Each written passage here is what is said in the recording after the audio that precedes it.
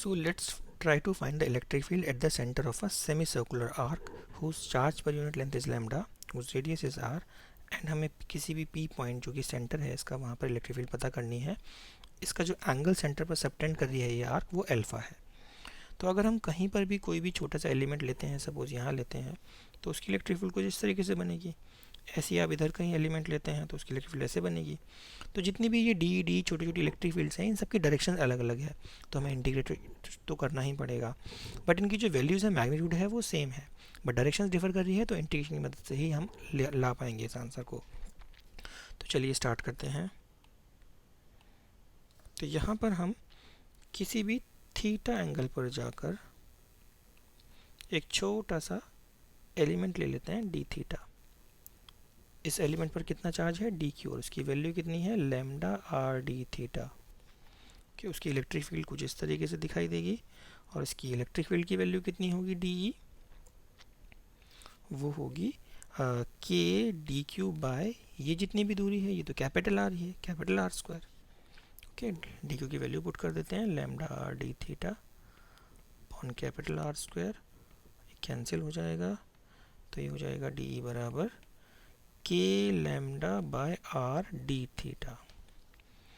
अब next question ये है कि क्या हम ये कर सकते हैं कि इंटीग्रेशन ऑफ डी सिंपली नहीं कर सकते, क्योंकि ये सिर्फ स्केलर क्वांटिटीज़ पर एप्लीकेबल होता है, और यहाँ पर इसकी डायरेक्शन कंटिन्यूसली चेंज हो रही है, तो सेम डायरेक्शन में होना चाहिए. तो उसको फाइंड आउट करते हैं.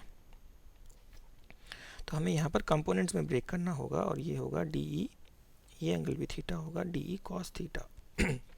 सिमिलरली जो डी ई साइन थीटा वाले कंपोनेंट्स होंगे वे एग्जैक्टली कैंसिल हो जाएंगे क्योंकि बाय सिमेट्री सेम एलिमेंट यहाँ पर भी प्रेजेंट होगा, तो वो भी डी ई क्रिएट करेगा, उसका भी सेम साइन थीटा वाला कंपोनेंट क्रिएट होगा, वो कैंसिल हो जाएगा. तो हमें सिर्फ इसके अबाउट वेरी करना है.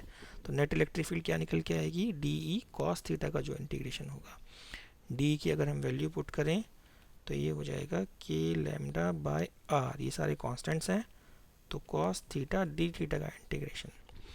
अब लिमिट्स में कैसे करेंगे, लिमिट्स हमारा थीटा यहाँ ये रेफरेंस है हमारा, तो रेफरेंस से मैक्सिमम एंगल हम इधर आ सकते हैं, और ये बिल्कुल एंगल बाइसेक्टर पर लिया है हमने, तो maximum angle plus alpha by 2 हो सकता है, और अपोजिट सेंस में जा रहे हैं तो इसलिए ये एंगल होगा माइनस अल्फा बाई 2.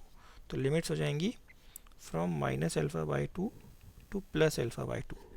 तो ये वैल्यूज़ अगर हम इसमें पुट करते हैं इंटीग्रेशन के बाद, ये हो जाता है साइन थीटा, और लिमिट्स हो जाएंगी minus alpha by 2 two plus alpha by 2.